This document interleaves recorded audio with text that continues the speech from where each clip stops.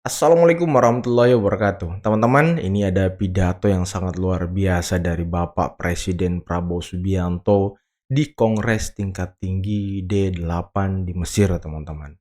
Dan ya seperti biasa ketika Pak Prabowo berpidato di forum-forum internasional, ya, sepertinya sih garang banget teman-teman ya. Soekarno banget gitu. Aura Soekarnonya itu keluar semua teman-teman. Oke, tanpa perlu berlama-lama lagi, mari kita simak videonya berikut ini. Thank you, Mr. Chair. Bismillahirrahmanirrahim. Assalamualaikum warahmatullahi wabarakatuh.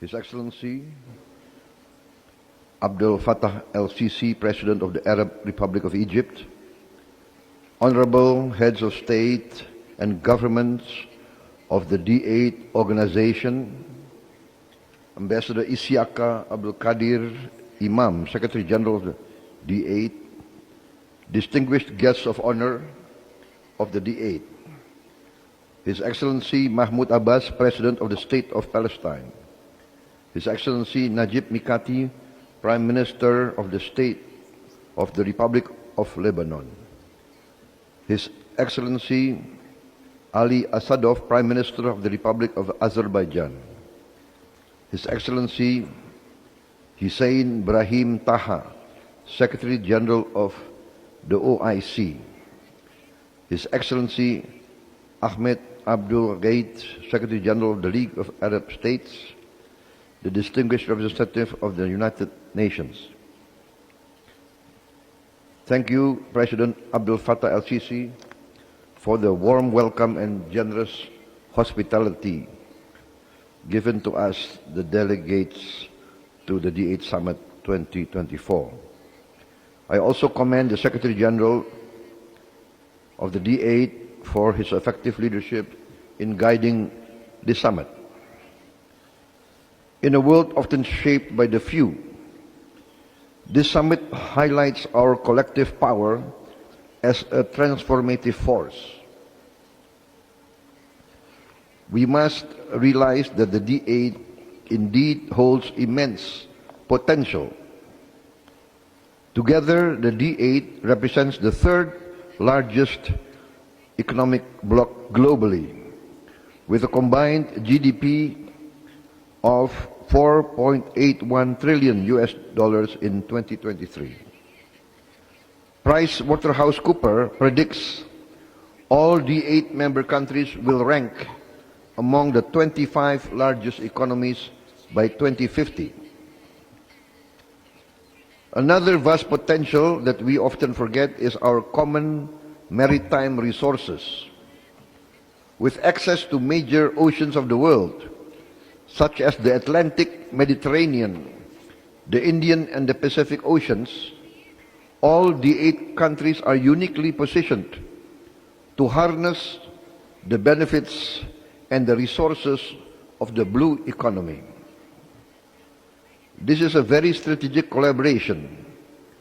For example, the total value of the fishery industry in the world is $600 billion. We can imagine if we concentrate in making the most of the blue economy, our various economies will really be strong. But to give more tangible benefits for our peoples, D8 must deepen economic integration and cooperation. Amongst others, we must implement effectively the preferential trade agreement between us. We also must establish a streamlined and simplified customs procedures within intra-D8 trade. We must also create halal value chain through a strengthened D8 halal economy network. Excellencies, the D8 must be more than an economic bloc. It is a movement of the global south. Therefore, we must also continue advocating for a fairer global order on the basis of international law, inclusivity, fairness, and shared prosperity. Achieving this requires great greater representation of the Global South in decision-making processes. For that, D8 must be united. We must work together to be united. We must leave behind our differences. We must look for the greater good of our peoples. Without unity, without integration, we will be weak. And if we are weak, we will be exploited. That is the law of history. In this spirit, Indonesia reaffirms our commitment to strengthening the D8. And also, we must consider if it's not wise for us now to invite more members to join the D8. There must be strength in numbers, strength in unity. Let us look towards the future.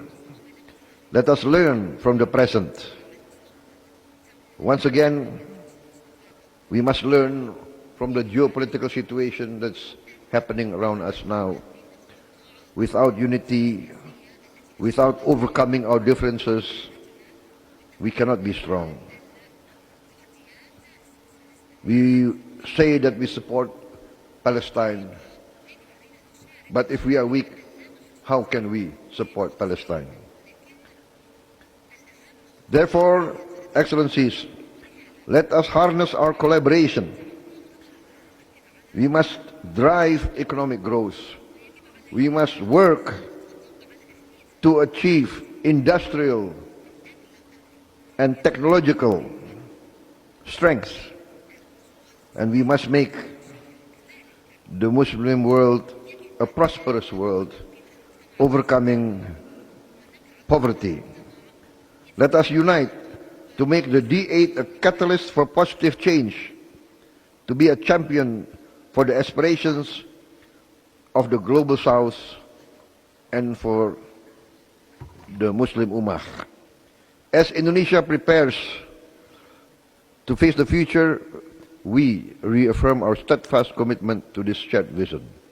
Let us transform the D8 into a beacon of hope for all our nations and the world. I thank you. Wassalamualaikum warahmatullahi wabarakatuh.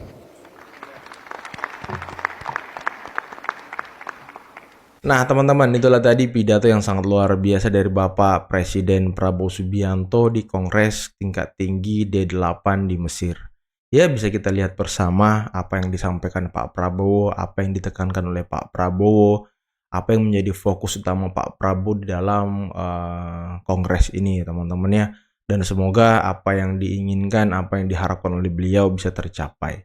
Ya, kita juga doakan semoga Pak Prabowo selalu sehat, semoga beliau selalu diberi kemudahan dan kelancaran dalam menjalankan tugas, teman-teman. Dan ya, bagaimana ya?